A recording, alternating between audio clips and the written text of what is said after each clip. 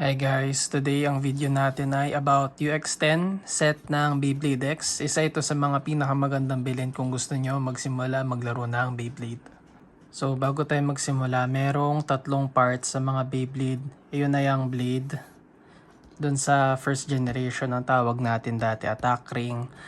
Pangalawa ay yung ratchet or yung gitnang part niya. Ito yung magdedetermine ng tangkad ng Beyblade mo. At ang pangatlong part ay yung bit or yung pinakadulo na part. Ito naman yung magdidikta kung paano gumalaw yung Beyblade mo sa stadium. So bago natin buksan, gusto ko lang i-explain yung mga symbols dito sa box. Ito, letter R, ibig sabihin right spin. Ibig sabihin yung paikot ng Beyblade ay pakanan. Ang ibig sabihin naman ng symbol na to ay attack. Ang specialty na ito, magpatalsik ng Beyblade ng kalaban palabas ng stadium. Ito naman, stamina. Ang strategy mo naman kapag stamina, mas matagal umikot yung Beyblade mo kaysa sa Beyblade ng kalaban. Kumbaga, ma-outspin mo siya. Tapos ito namang symbol na to, ang ibig sabihin na ito ay defense. Sila yung mga mahirap patalsikin sa stadium. So, in theory, yung attack, talo niya yung stamina kasi kaya niya patalsikin. Yung stamina, talo niya yung defense kasi mas matagal siya umikot. Yung defense naman, talo niya yung attack kasi mahirap siya patalsikin. So, yun yung pinaka-theory niya. Pero merong mga exception to the rule na sobrang complex na kayo na lang din bahala mag-explore. Ang ibig sabihin naman ng symbol na to ay balance. So, ibig sabihin wala siyang specialty. Ito yung tinatawag na Banki sticker kung hindi ako nagkakamali. Yan nakasulat Banki Trading Incorporated. Sila yung official na importer ng Beyblade sa Pilipinas. At sila din yung nag-host ng mga official na tournament. So kung gusto nyo makasali, para sure, bumili na lang kayo sa Toy Kingdom or sa Toys R Us. At ang pagkakalam ko, meron din silang Shopee at Lazada. Pero i-double check ninyo na legit yung store. Pero para safe, para sa akin, lalo na kung una kayong bibili, dyan sa Toy Express, sa SM or sa Robinsons na lang kayo bumili para siguradong sigurado. Ngayon, bubuksan ko na siya at kukunin ko na yung mga laman niya. Medyo malaki yung ito. Aha, ayun. So, sa loob, parang meron silang pamphlet. Check nyo na lang yung Facebook nila yan, Beyblade Toys Philippines daw. Tapos sa TikTok, bankitoys.ph. Baka nandun na din yung link ng Shopee at Lazada nila para sure na legit. Check nyo na lang yung page nila. Ito yung tsura niya pag tinanggal sa box. So, alisin ko muna sa pagkakatip dito sa cardboard box na to. Pag-usapan naman natin ngayon yung bawat parts na laman nito. So, magsimula tayo sa blade na Nightmail. Ito siya. Kung mapapansin nyo, may mga bola dito na gumagalaw-galaw. Similar yung gimmick niya kay Drasil mula sa Generation 1 na Beyblade. At kung titingnan nyo dito, yan, ini-illustrate niya na umaakyat baba daw yung bola. So, siya ay defense type pero maraming gumagamit nito as attack type. Next naman ito, Terra Swing. So, originally, ang release ng unang Terra Swing ay hindi Takara Tomy. Merong American company na gumagawa din ng Beyblade, Hasbro yung pangalan. Sila yung unang nag-release ng Terra Swing. Pero ngayon, nagkaroon ng Asia release din sa Takara Tomy at ang color niya dito ay yellow. Siya ay isang stamina type. Tama ba? Yan, stamina. Matagal daw siya umikot. Next naman ito si Tyranno Beat. Isa ito sa mga pinaka reliable na attack type. Yan, dito nakasulat attack type siya. Hindi siya yung pinaka meta na attack type. Ang pinaka-meta na attack type ay ito si Phoenix Wing or si Cobalt Dragoon. Pero wala akong Cobalt Dragoon. At isa pang meta na attack type si Aero Pegasus. Pero hindi ko na-afford yun kasi sobrang mahal niya. So ito makikita nyo, color red siya. Pintura lang yan. Pagka ginamit nyo siya sa katagalan, magagasgas siya na ganito. Kaya hindi ko muna siya gagamitin. Ito naman, Beyblade ng isa sa mga main character sa anime, Hell's Hammer. Pero dito, color blue siya at siya ay isang balance type. Ay, balance pala to. Akala ko attack. Pero yun, hindi ko rin muna siya gagamitin kasi ang ganda at ayoko siya magasgasan. Sunod naman natin pag-usapan yung mga gitna na part or yung tinatawag na ratchet. Bago, nakasama sa set na to, katulad ng Nightmail Blade, ay yung 385 na ratchet. So, ang tangkad niya ay 85 pataas, tapos meron siyang 3 sides, 1, 2, and 3. Hindi siya competitive, pero baka kasi hindi pa lang nadidiscover yung competitive na combo niya, kaya still nice to have. Next naman, ito 770. So, meron siyang 7 sides. Bilangan natin nga kung totoo. 1, 2, 3, 4, 5, 6, 7. Ayun. Tapos yung tangkad niya ay 70. So, kung papafocus ko lang yung camera, may gusto ko ipakita. Focus! Yan. So, kung bibilangin natin to, merong 1, 2, 3, 4, 5, 6, 7. 7 na notches dyan. So, yun yung way para malaman kung gaano katangkad yung isang ratchet. Tapos, ito naman, 160. Katulad ng 770, usually ginagamit to sa mga attack type. So, 1, meron lang siyang isang nakausli na part. Tapos, ay 60 pala to. 1, 2, 3. Sa kabila, 1, 2, 3. 3 plus 3, 6. Yun. Ginagamit din to sa mga attack type. Maganda siya kasi mababa lang siya. Tapos, ang silbi nito, mas malakas yung hagis ng attack. Tsaka kapag nasushoot siya dito sa bulsa na to ng stadium, parang dahil sa irregular shape niya, nagigi siyang force na nagdudulot na mapabalik. Yan, halimbawa, tumama siyang ganyan, babalik siyang ganon.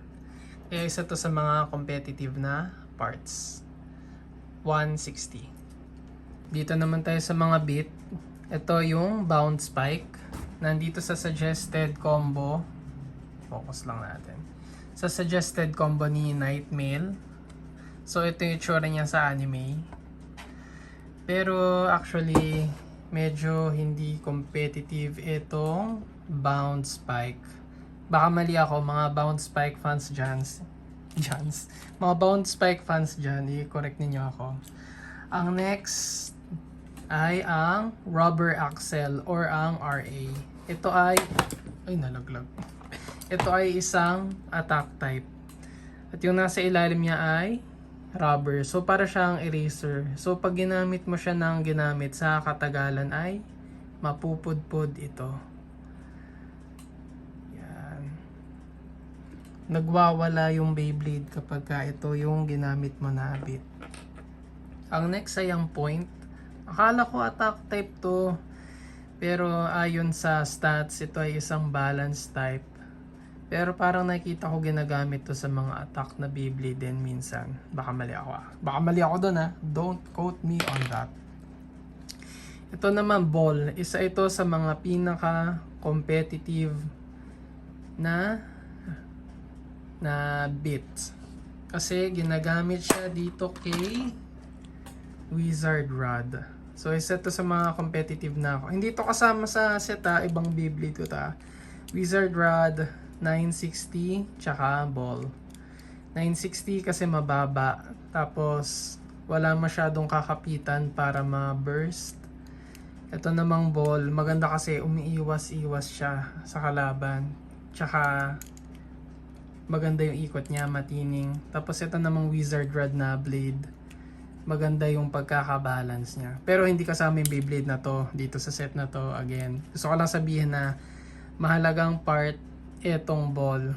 Isa sa mga pinaka-meta na combo gumagamit ng ball. Ang next naman ay ang rush. Isa ito sa mga pinakamagandang attack na bit. Kasi hindi nauubusan agad ng stamina yung Beyblade. So ibig sabihin matagal yung ikot niya. Tsaka maganda yung ikot niya sa stadium. Paulit-ulit umaatake ang Beyblade kapag naka-rush. So napakaganda nito. Ang huli naman ay isang defense na bit. At ito ay ang metal needle. Actually notorious ito makasira ng stadium kasi bakal to, tapos yung stadium ay gawa sa plastic. So pag gagamitin ninyo to, huwag masyadong mataas yung pag-launch para mas less yung impact. Pero kung gusto nyo na lang din mag-play safe, tago nyo na lang to, huwag nyo na lang gamitin. Pero sayang naman, hindi ko rin naman sure kung competitive ito masyado. Wala akong masyadong nakikitang gumagamit nito. Pero still, nice to have. Isang important pala na part ng pagbe-Beyblade ay ang launcher.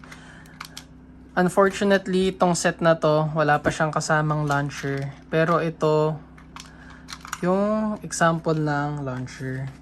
So, kung bibili kayo ng Beyblade na may launcher, ang masasuggest ko ay ito si Silver Wolf. Meron siyang kasama na power launcher ba yung tawag dito. Or yung regular na launcher. Isa pang masasuggest ko ay si Phoenix Wing kasi isa ito sa mga pinaka-competitive na attack type at meron siyang kasamang string launcher kaso nga lang sobrang hirap mahanap nito. Napakaswerte nyo pag nakita kayo nito, bilhin na kayo isa. Isa sa mga pinaka-common na maraming in stock ngayon ay si Impact Drake. Napakaganda din itong Beyblade na to. Malakas din siya. Lahat ng parts niya nakasama, malalakas. At meron din siyang kasamang string launcher. So sa ngayon, mas madali ito hanapin. Kaya ito na lang yung masasuggest ko na bilhin ninyo. Kasama tong UX10 na set.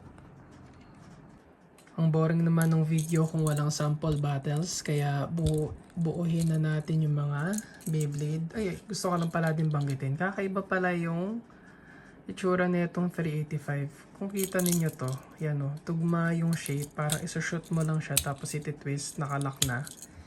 Itong 385, kakaiba siya o. Actually, fini-figure out ko nga paano ba to. Tama ba? Nakalock na ba yan? Nakalock na yata yan. Tapos kapag ka nilagay mo tong bounce spike, tumatalbog siya. So, ang pinaka-concept, paglapag niya sa stadium, mababawasan yung impact dahil dito. Dagdag tulong pa yung balls sa pag-distribute ng weight dun sa impact.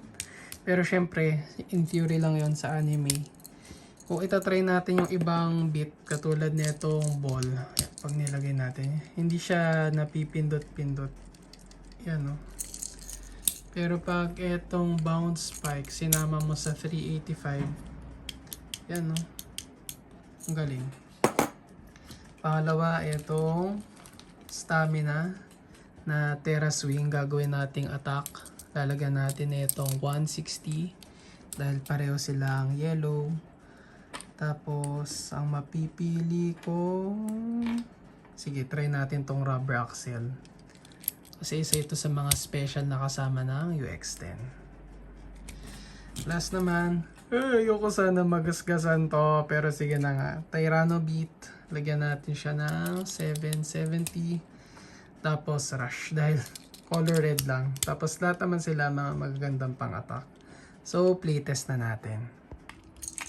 First battle, Nightmail versus Terra Swing. Let's go!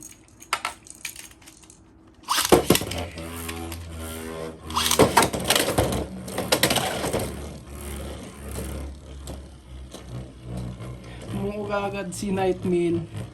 Tapos ang lamyan ng pagkakalanch ko kay Terra Swing. Pero yun, nanalo yung defense. Sige, isa pa.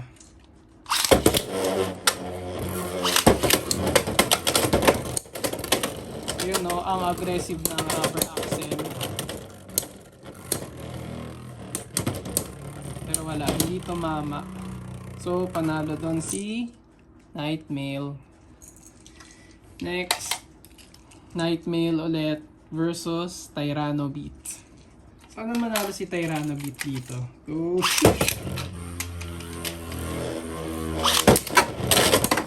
Ayun o, malakas ng attack. Ayun o, tumatasik.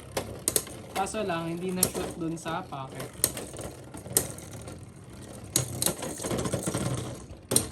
Spin finish, panalo si Tyranno Beat.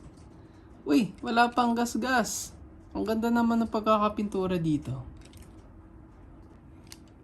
So, yan yung review ko dito sa UX10 na set ng Beyblade. Sobrang sulit siya. Kung meron kayong extra na 2,000 pesos. Ayan, UX10. Bilhin nyo na. Tsaka, Silver Wolf para sa launcher or Phoenix Wing and Impact Drake. Yun lang. Bye!